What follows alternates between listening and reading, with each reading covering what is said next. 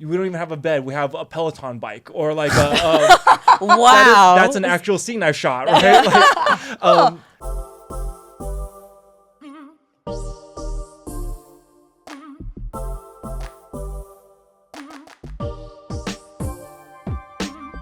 Today's episode is a conversation that's been requested by a number of our listeners, and it is to talk about the topic of Asians in porn. It's a little bit spicy. We feel compelled to cover this topic for a couple of reasons. One, the topic of sex, pornography, and sex work in general still has a little bit of a taboo perception, I think, especially within the Asian culture. Secondly, most of us know that within Western media, Asian women are generally fetishized.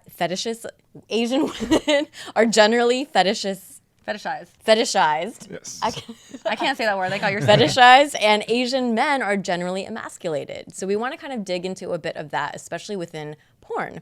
And also, we're just curious about the porn industry because we don't know very much about it, and maybe you don't either. So we want to kind of have a conversation around that. And today's guest that we are bringing on actually came up as a candidate because, interestingly enough, he was working a corporate career while he was transitioning into this line of work. And so we are really interested to hear his perspective. Yes. So let's a little bit about our guest, Leo. Leo was born in Taiwan and moved to the United States as a child and grew up in the Bay Area, eventually settling in Los Angeles. After graduating from college, he began his corporate career and just a few years ago decided to pursue a new career as an adult performer. No small feat, especially because there aren't a lot of Asian male porn stars. We cannot wait to hear what led Leo to where he is today and his thoughts on Asian representation and the porn industry. Wherever you stand on the topic, we hope you'll lean into curiosity and listen with an open mind and heart because Leo's story is fascinating. And with that, let's please welcome Leo Weiss to the AsianBossGirl podcast. Welcome, Hi, Leo. Hey, everybody. Hi. I'm so honored to be here right now. So We are very excited for this conversation. I know. So let's just get started. First off, Bay Area native. Yes. Can you describe your childhood and your upbringing? Yeah. So the childhood is. I moved to the Bay Area, but I moved to a part of the Bay Area that didn't have Asian people, right? Yeah. So me and my brother were like the Asian kids, right? My family was the Asian family and all that stuff. So it was very kind of isolating in that sense. And I do think that's probably what is one of the many factors that led me down this line of work is, be the inspiration that childhood you needed. Yeah. And growing up in a community, in an area without a lot of Asian representation, a lot of Asian people, not seeing Asian representation or positive Asian representation in Western media and so forth, I will admit it made me a shy, kind of quiet, introverted kid, right? Yeah. So there's a lot of things that go to it, but my childhood was, for the most part, pretty...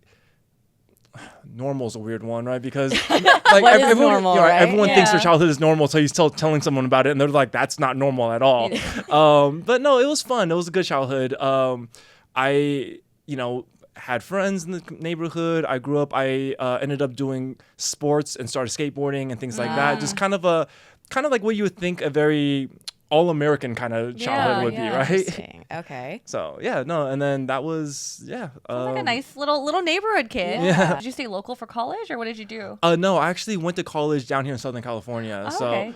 Stayed in California, but just the other part of it. Yeah. And then what did you study, and then what did you kind of go into work-wise? Oh, so interesting enough, I wanted to study film or art or something like that, but again, Asian parents, they didn't really see a future and all that stuff.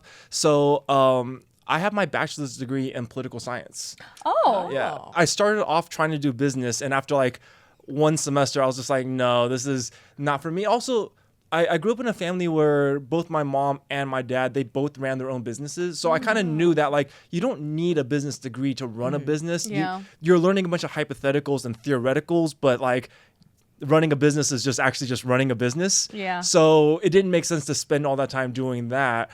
And politics was something that I inadvertently I don't want to say fall in love with. I didn't really fall in love with it until the higher ed part of college, but I got interested in it because The Daily Show, Jon Stewart, and like it was my nightly routine in high school. Was like I would come back from practice and all that stuff, be exhausted, do homework, this and this, whatever's, and then I would watch The Daily Show, and then that was kind of like my cue afterwards, like time to go to bed, get ready for the next day. Yeah. And I didn't understand the politics of this show, but I understood the humor and the comedy. And as I started paying more and more attention to it, I started understanding, oh, okay, it's even more hilarious of like the asinine things politicians were doing. So by that point, when it came to pick a major, I was like, let's study politics. Let's really dive deep into this here. Yeah. How interesting. So it's like your interest in like media that still kind of directed you in that way. But then you ended up going into graphic design, right? Right. So after graduating with my political science degree, it's one of those degrees that unless you're going to go and get like a master's or a doctorate, you're not really having huge opportunities in the world of politics or political science or whatever open up to you. Or you could go the law school route, right? But I didn't go any of those routes. So I was working for my brother with a startup business that he had. And because I still had the burning creative passion to do like art and film and things like that, I sent myself back to community college. And initially it was for kind of film, but during my college years, I taught myself filming, editing, and all that stuff through skateboarding, making skate videos with friends and all that stuff. So I kind of understood lighting, composition, like angles, because, we would be doing that all the time skating. Yeah. And I understood editing because I was just editing these videos. So taking beginner film and editing classes didn't really make sense to me. So I started taking like animation, Photoshop, Illustrator, those type of classes because I thought it would be a good supplement to my already filmmaking skills. Makes sense, yeah. And so I learned the basics of that stuff. And when my brother found out I was taking those classes, he was like, hey, do you want to do design work for the company? And it's like, well, design work's better than being in the warehouse all day long. So I spent half the day in the warehouse and then the other half the day at my desk doing design work. And that's a couple years of doing that. And next thing you know, I became a competent graphic designer. That's really cool. Wow. And you developed a career essentially, like you want to talk about kind of like your corporate career that you were doing prior to getting into? So after that, having a couple of years of design under my belt, it was really trial by fire type of thing. Just, so then we had to do a magazine ad. So I had to figure out how to do that. And so by that point, I had a falling out with my brother and I left the family and I was on my own. I started looking for work and I applied to one of the major video game publishing companies, and they were looking for a design assistant at the time, and I happened to have just the bare minimum requirements to meet that. But I went in, had the interview with them, talked to them, and so forth.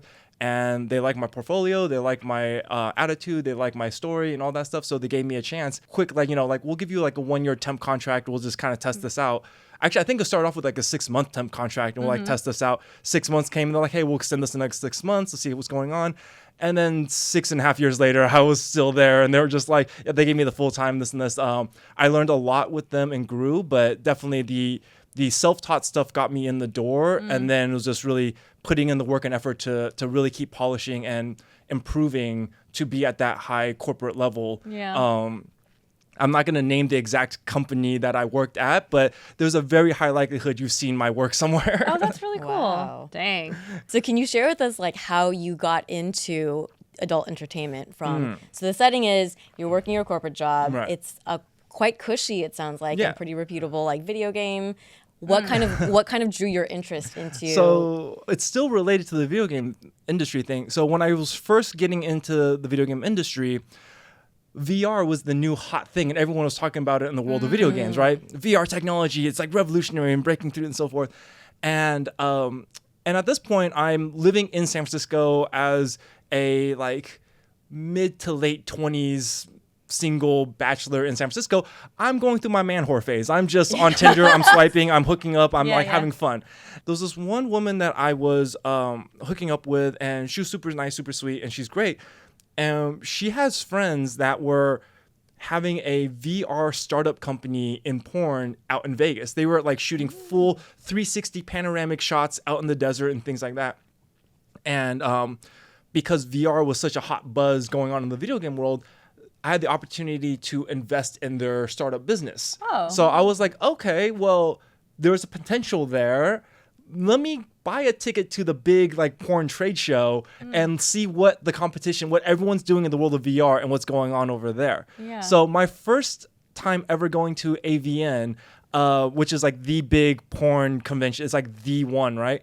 And it wasn't with any intention of me getting into porn. It was me just doing research on what's going on in the world of porn and VR. What is the competition? What is porn jumping on this VR bandwagon? Because everyone in the video game world is buzzing about VR, but is like I've always heard porn is very, very good early adopters of new technology. So that's why it's like, let's see what they're doing over there. Let's see whether this is worthwhile for me to invest in. And just absolute pure luck. They put me in a hotel room that was on the same floor with a lot of the talents. So Sorry. yeah, so I would oftentimes run into girls like both on the floor and on the hotel room and this like the hotel room floor and all that stuff. And there was this one performer, she's not in the industry anymore now, but she was just constantly flirting with me and, you know, just kind of like, hey, you're really good looking. You thought about getting into porn, this and this and so forth. And there was a couple other girls that kind of hinted at it and so forth, just kind of like a wink nod, like really flirty kind of thing. Yeah. But it was the beginning of realizing that, well, if the girls are willing, if the talent is willing to work with me, that's already half the equation right there, right? Yeah. Like I still wasn't 100% sure whether or not agencies or the industry would be interested in me, but at least talent is willing to work with me. So that kind of got the ball rolling on the idea there. I ended up not investing in the VR company because every other major porn company with massive deep pockets and the connections, they were all doing VR stuff. So it didn't make sense to throw my little money into this small startup company to try to fight the giants. But it got the seed planted in my head of like, there's a potential here. And then it wasn't until many years later where I fully started getting kind of disillusioned with the corporate life, you know, because as nice of a fancy dressing as video games are, at the core structure, it's still a corporate entity, right? I'm still taking orders from top down. I'm still not really doing what I want to do. I'm being bossed around by some other department head somewhere else that at the end of the year doesn't even dictate whether I get a bonus or not, right? So that led me to trying to figure out like what my next move is. What can I do that would really be happy and fulfilling for me? It wasn't even the idea of porn. It was that if I could do anything with my life, I would make skate videos all day. Like I would go out and make skate videos. But there's $0 made in skate videos. Like you make no money in those things. Skate companies produce skate videos as a marketing expense. It's to help market and sell the products. The video itself makes no money. They lose money on those things, so they just write it off as a marketing expense, and then they sell product in the meantime. So like me just simply doing skate videos was not gonna pay the bills. But sex always sells, and well, this was an opportunity for me to take control of my own filmmaking, make content that I want to make or in the direction that I want to make. And there is a market. It is monetizable. You can actually pay your bills. So that's kind of the really long story of how I ended up committing to doing this, going down this path. Wow. Sorry. That is actually, it's fascinating to listen to you talk about it because it's like you're really approaching it as an entrepreneur. Essentially, you're like assessing the industry, essentially like product market fit. Like, would people want to like work with me? How could I kind of take control of my own like career? Or, So I think a lot of it is that because I've been in so many different businesses before getting into this one, my view coming in is that at this point, all businesses kind of operate the same way. People, that's kind of the point of this podcast is demystify porn, right? And at the end of the day, it's just like any other entertainment product or just any product in general. You create the product, you market the product, then you sell the product, and then you invest that back into creating a new product, and then the cycle continues. Since having done that I did that with physical, tangible products when I was working with my brother.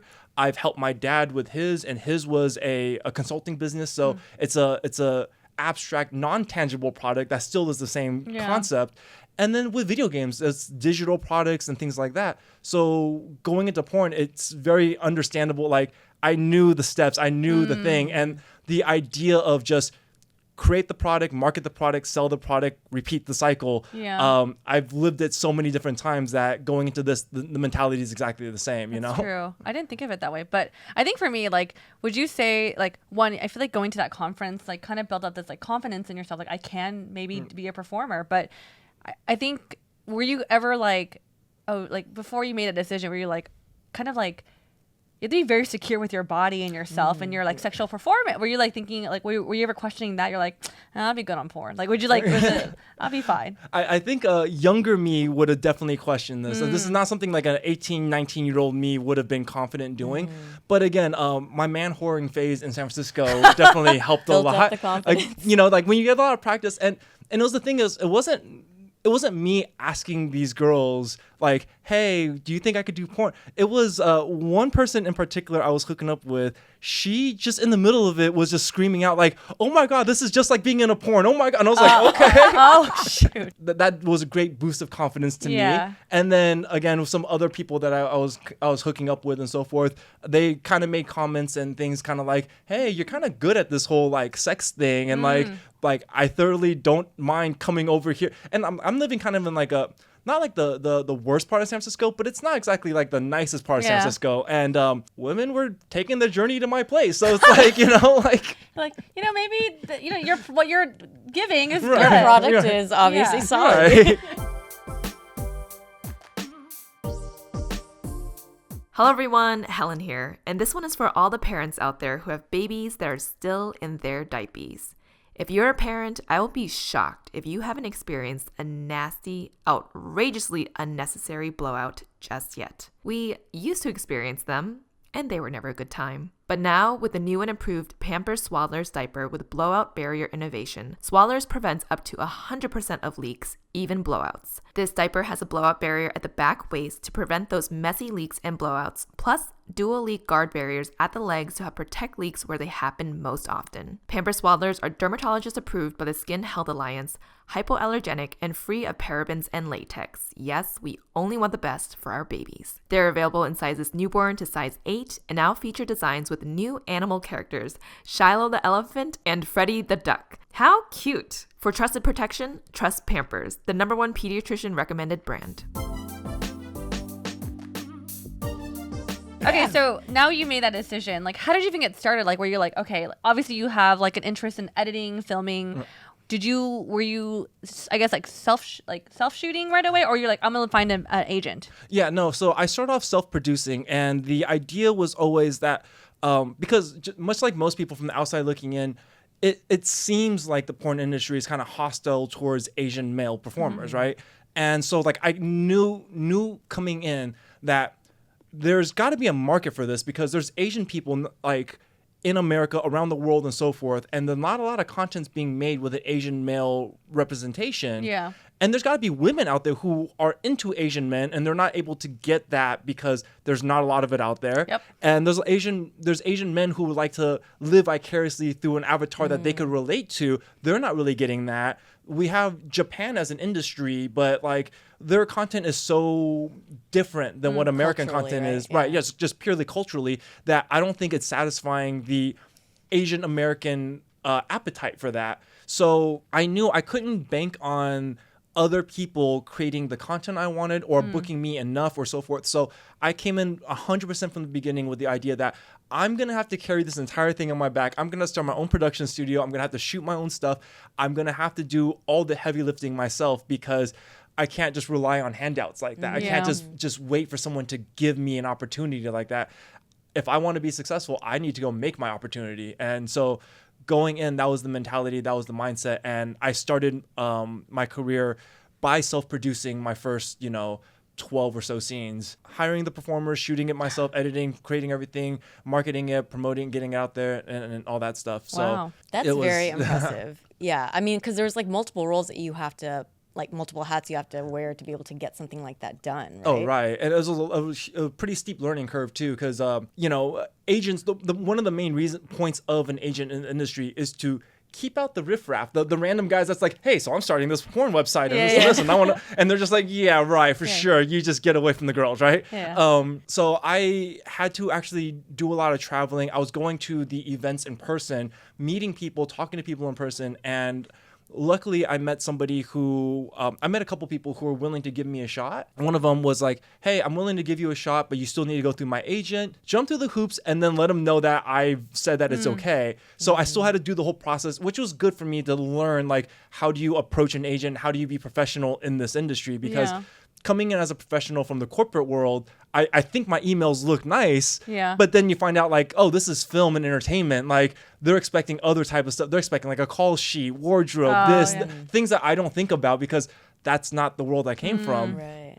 So having gone through all those hoops and so forth, eventually he's finally like, okay, let me ask her about you. And he's like, okay, you know, she remembers you. She said, yes, it's fine. It's good. Let's book that shoot. And, because I shot with her and another person who were from the same agency, it kind of gave me the green light with that agency to like, okay, this guy's cool. He's been vouched for. He's like legitimate. So I was able to book more talent from that agency. And then from there, it's a large industry, but it's a small industry in the, what we call like the mainstream circuit of it. And so everybody kind of knows it. So after that, once I got in good with one agency and started shooting with some people, they spread the word to their friends. And then I was able to start shooting with other people. And then they got me in with the other agencies. And that's kind of how I was able to produce the content and get things going.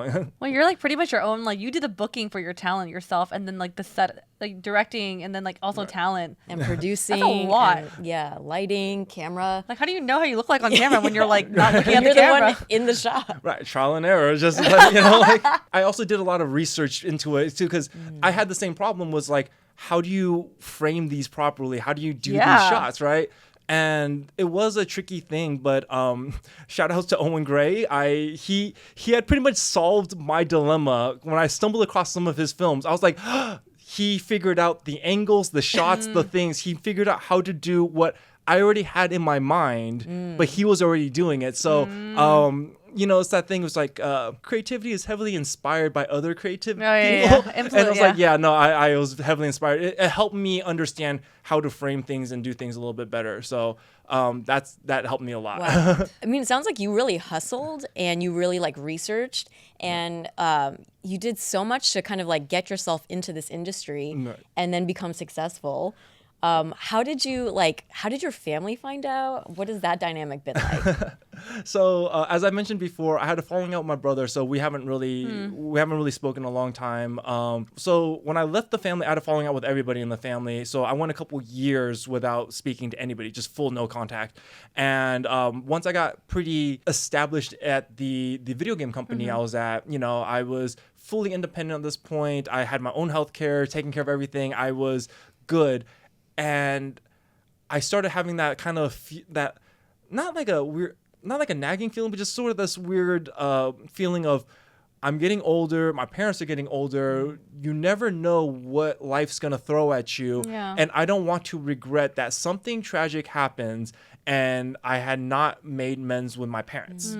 So now that I was fully independent and I wasn't going to fall into any sort of like situation where I kind of get sucked back into the power vacuum of your parents, right?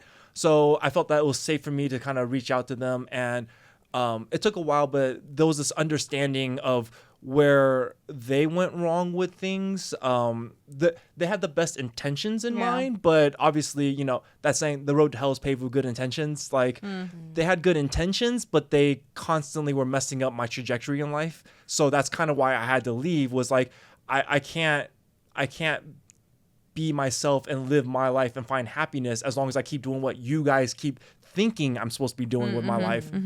So without any of that, I was able to reach back out to them. They understood where they kind of fucked up. They understood that like saying that you support your child and actually supporting your child are two different things.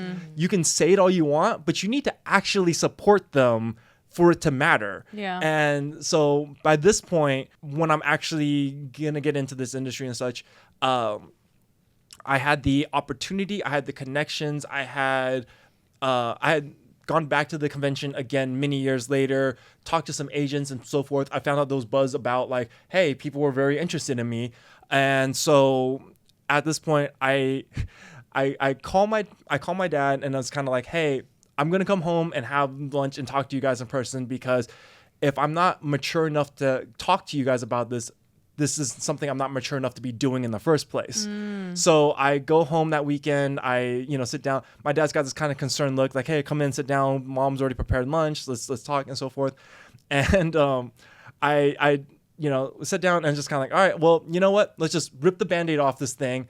And I just tell him, was like, I have the opportunity to do porn, and I'm most likely going to take it. And there's not a lot of Asian male performers in this industry, so it's not like a sea of Asian dicks I could just hide behind and be like, that wasn't me, guys. Like, yes. So I knew fully that, like, the chances and likelihood that, one of the cousins, one of my brother, like somebody finding it is pretty high. Yeah. So let me just tell you guys right now. So that way, like, this is the courtesy conversation we're having. We don't need to talk further about this all the time. I don't need to mention this to you guys, but like, if you hear the rumors at the family reunion, if you hear like so forth, don't say I didn't warn you guys, so forth. And my dad's reaction was just like, it's both funny and kind of sad. It's just like, oh, thank God, like, you're not gay. Like, he thought I was going to come out the closet to him about that. Okay, yeah. And it's like, it's funny in the sense that was his big concern, but it's also, it's like, homophobia in Asian community. It's like,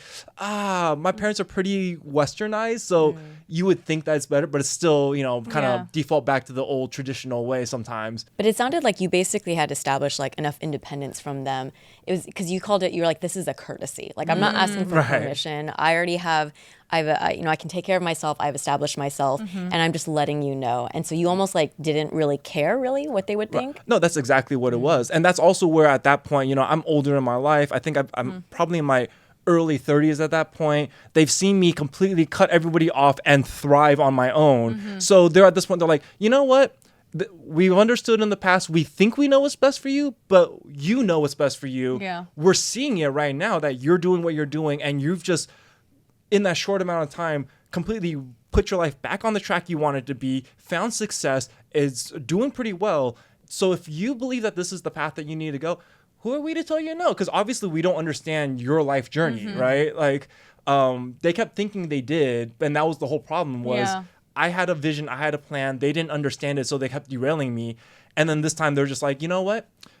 We trust your decision making. We trust you. Whatever you're deciding to do, we support you now. And so that's where we're at. That's good. Okay, so I do want to talk about dating, because that's a very popular topic on this podcast. Obviously, you're in the industry now. Like, when you meet someone for the first time and they ask you, like, what do you do for a living? Like, how do you respond? That question with? I'm pretty open about it. It just depends on the setting and situation, right? Obviously, if it's like I meet somebody who's got their kid with them and so forth, I'm going to be very kind of vague about it and so forth. If I'm just talking to another adult in an adult setting, I was like, I this is what I do and so forth, right?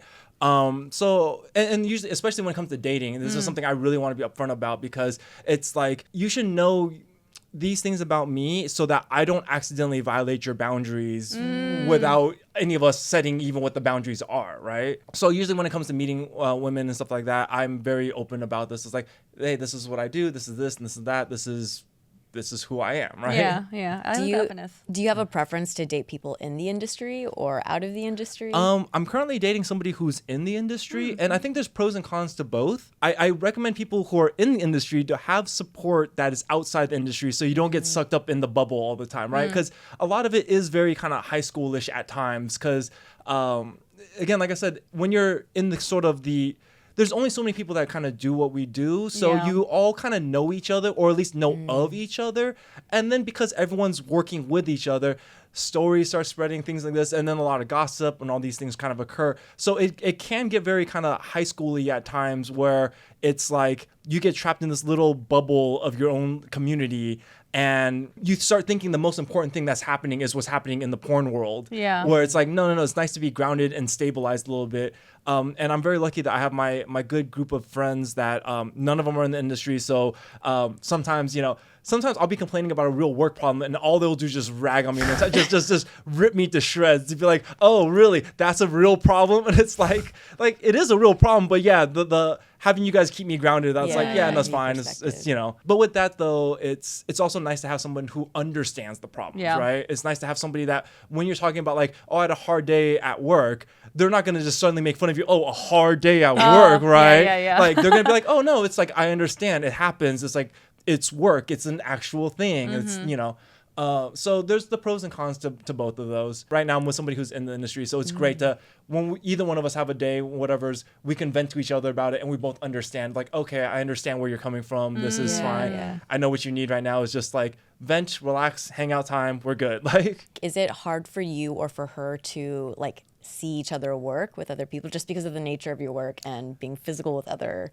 performers? And no, I think this just goes back to the core of who we are as individuals, because even before getting into this industry, I was already kind of exploring relationship dynamics that weren't the standard traditional monogamous relationship.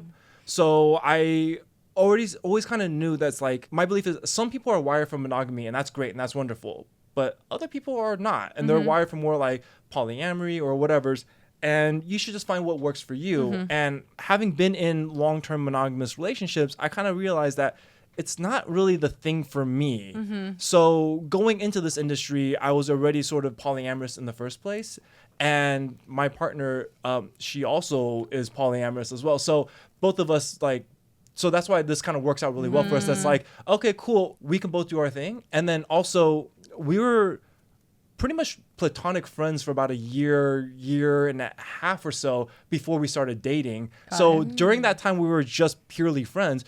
We were already encouraging each other to go on dates and like do stuff. We've already seen each other's content, so like, no secret there. We've already seen the videos. They're already out. Right. Yeah. And then, we'd be like, hey, do you want to date? How'd it go? Oh, you slept with that dude? Great. Wonderful. Awesome. And then she'd be the same thing. It's like, oh, did you get lucky with that girl last night? Awesome. So we were already at that point. But then, as we started developing more and more intimate feelings for each other, our relationship dynamic hasn't changed. It's just now when people ask, it's like, yes, that's officially my girlfriend. And, you have a title on it now. Yeah. Dang. That's so interesting. I'm fascinated by at what point did it turn romantic? Because I think a lot of people associate physicality with intimacy, right? Right. But if you guys were, for you, if the physical was like not maybe the point, like what created, or what was like the most intimate moment for you that felt like, wow, I really have feelings for her? I think it was just hanging out with this person. And again, it's not to say we didn't have sex before we started, because obviously we're both performers. The first time we met, not the very first time we met at a convention in person for the first time, and literally the next day she comes over and we shot content together. So it's so we've had sex, but it wasn't the foundation of our relationship. The foundation of our relationship was us hanging out and just being friends and enjoying the same shows. I introduced her to one of my favorite shows and she binged that with me, and we would just hang out and she would complain about her day and this and this. I'd watch her dog when she was at work and all this stuff. So we really started we started going to just doing things from an intimate level, right? And just building that connection as people. And towards the end, we started having sex more than we did at the beginning, but it still wasn't it wasn't we just got to keep fucking all the time. You're not performing. It was just just the two of us and so forth. And at a certain point, we just kind of realized that hey, we're already pretty much doing the boyfriend-girlfriend thing. We're already living that lifestyle. And I'm pretty sure we both have feelings for each other, in that way. So let's just, make it official. Dang. Okay. All of the different weather changes recently have meant that I'm finding myself needing different types of wardrobe pieces regardless of the season. So, even though it's summer, I'm now on the hunt for long sleeve tops, sweaters, and other pieces to layer up. I've also been wanting to get more bright colored and unique pieces to add to my usually minimal and neutral wardrobe. So here's where Stitch Fix comes in. Think of them as your style partner.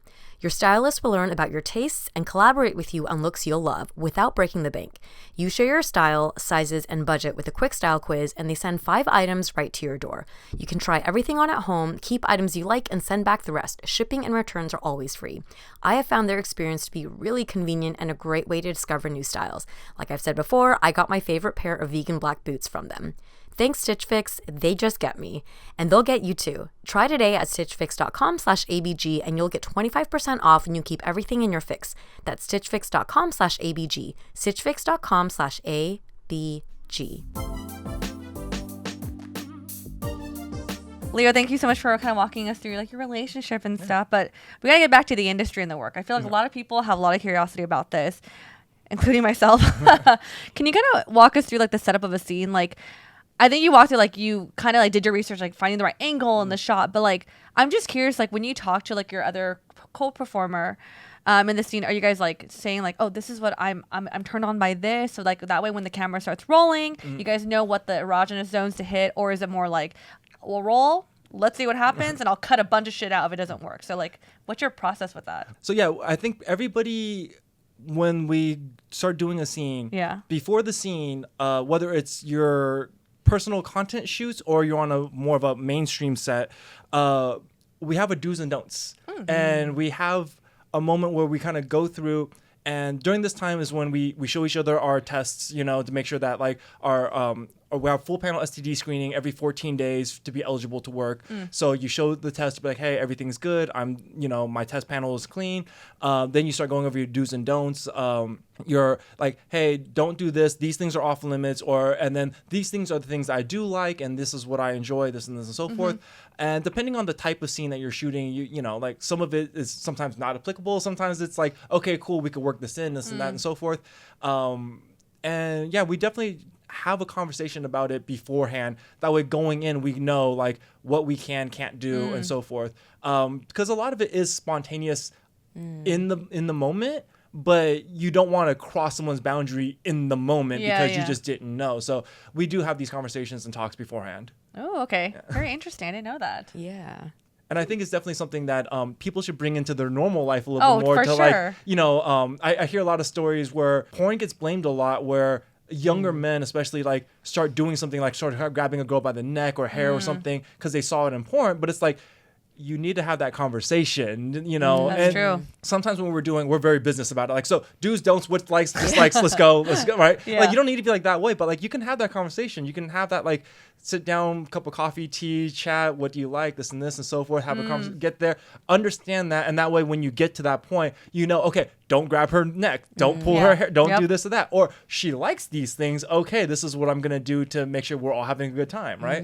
That's a good note for everyone out there. How much of it is like choreographed for you? Like, I know even, you know, you want to play off like what's happening in the moment, but do you have like your certain set of like moves or kind of, you know what I mean? Like the way you do something that Bridgerton, you know. they have like a choreographer on set to have like make them with the sex scenes, right? So, I mean, obviously you guys are different performers. It depends on the shoot, right? For my own personal content stuff, I like to try to make things as natural flowing as possible. So I've streamlined my process now to pretty much have 2 cameras on tripods hitting the angles, so that way you don't have to focus on we don't have to focus on making sure that we're opening up to the certain camera. It's sort of just like, okay, we had our do's and don'ts, we had our talk, we had our conversation, and let's just try to make this look as natural as like possible. But sometimes when you're on a mainstream set, it's like, hey, we need this many minutes from you, we need this many positions, it needs to be like this, and you need to be in this like room where we don't even have a bed, we have a Peloton bike or like a wow, that's an actual scene I shot, right? Like, there's one where it's like we were supposed to be at a karaoke room. There's one where I was in a bathroom of a mansion, like, and so it's like obviously it's gonna be different. It's like we need to hit these marks, we need to hit this time limit. There's only so many positions, so I did one about last month where I was in an elevator, so it's like like it's gonna definitely. You kind of got to choreograph those ones a little bit more.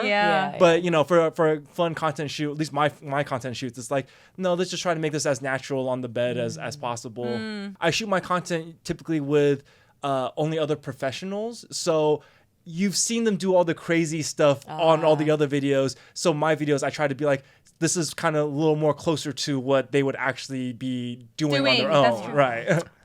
We appreciate that too. Yeah. Well, so you talked about kind of like boundaries within like different people have different boundaries. Right. Do you have like, what are your boundaries within your scenes? So this goes into because there's so few Asian male performers in the industry now. And we actually have the most Asian males performing right now, I think, in the history of the industry ever.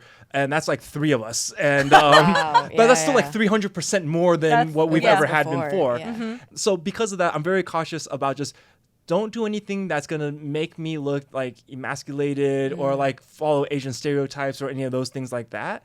For the most part, I'm pretty easygoing. I'm very like, hey, what does the role require me? Like, what do I do? I come at it kind of like this isn't me the person, this is me the actor. I'm acting this thing, I'm playing this role, right? So that's sort of the main thing I'm cautious about. And then just physically, it's sort of like, if you're gonna play with my balls, be gentle. They're kind of sensitive, like that one. And then just again, like, don't stick anything up my butt. That's a pretty standard across the board. Most people have that, unless it's like an actual anal scene.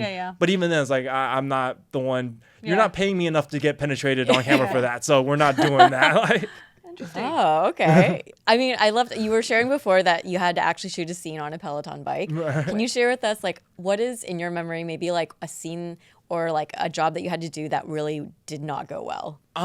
Okay. So I think there was only one time I had a real like issue, and it wasn't anything about the shoot or the scene itself.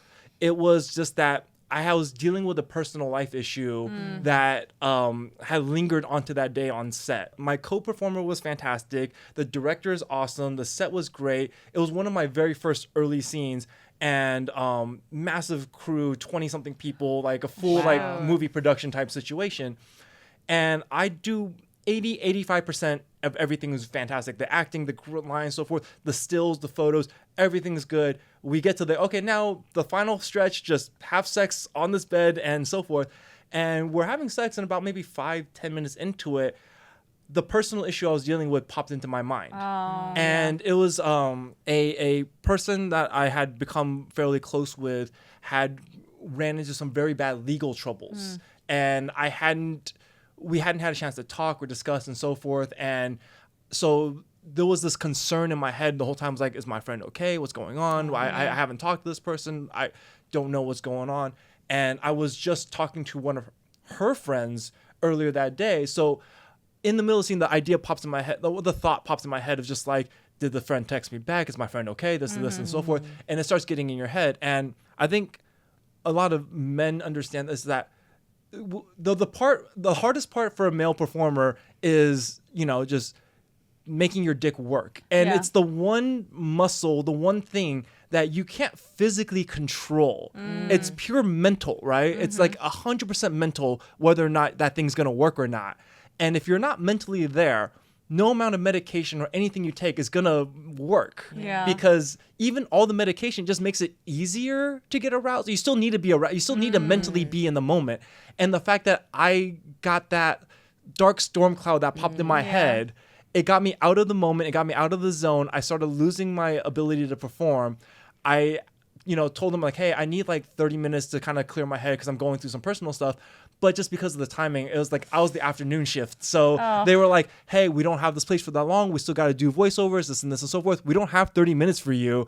You got to either do this now or so forth. And that was the one time I had to be like, I can't. I have to call it. Like, we have to figure out how to hit the angles or whatever's, but I can't do this. And I've been good every other time and so forth. But that was just the one was like, if they just gave me 30 minutes to clear my head, get back, reset, refocus, and so forth, I would have 100% been good. But this timing and everything was just like, no, I just... Yeah, that's a really good point. It is something that you can't, it is the one muscle that is mental. Right. Based on control. I think that's a good reminder because I feel like talking to a lot of like girlfriends share their stories sometimes with their sex life. I think as a guy, that's just, they've shared, and it could be really, the guys could be really hard on themselves when that happens. And I feel like it's actually quite normal. Yeah, it's quite common especially in today's world of stress. I feel like that's like so common. Yeah. And it goes into the thing where like, a lot of guys fantasize and think, oh, I could totally do this and so forth. And it's like, can you mentally be in your happy place while a crew of 20 strangers that you just met, no like pressure. maybe 2 hours ago,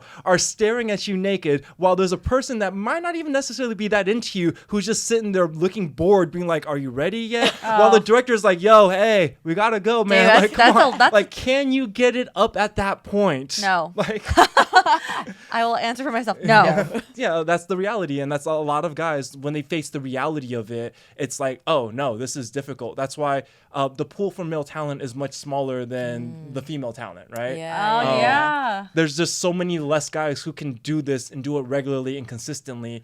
And that's why they get a lot of work and get consistent work. That's true. Yeah. That's true. Dang. Well, thanks for sharing so much about the industry, Yeah. Leo. We do want to end this podcast with like a fun round. Okay. We're gonna do a just for like a this or that, like a quick fire round. So the first question is noodles or rice? Ooh, noodles. Ooh. Being in production or self-shooting? Ooh, self-shooting. Doggy style or missionary? Missionary. I like looking at faces. It's the thing. We had talked about that as well. Lights on or off? Low mood light. Because like you don't want the harsh light like interfering with you in the middle of Yeah. it, but I still want to see what's going on. I want to see everything, right? Like, Yeah. The visual component. Yes. Yeah. So it's like so shaded. yeah. Great. Well, thank you so much, Leo, for being on our podcast. This was a really great conversation. I feel like I learned so much. There's so much yet to learn too. Yeah. No, I was great to be here. Thank you guys so much. And if you guys want me for a round two, I'm more than happy to come back. So For sure. Well, let our listeners know where they can find you online or if they want to find your content. you know what, the easiest way I tell people, you can find me on the hub. You can just search Leo Vice. My videos pop up, and from there you can get to my profile, and from there it'll show you where all my socials and everything is. So if you want to follow me on Twitter, Instagram, and whatnot, that is where the official place to find me at. So. Perfect. Great. Well, listeners, feel free to leave in the comments any questions that you might have for Leo, and if you want him back on a second time. Yes. And with that, we'll catch you all in the next episode. Bye.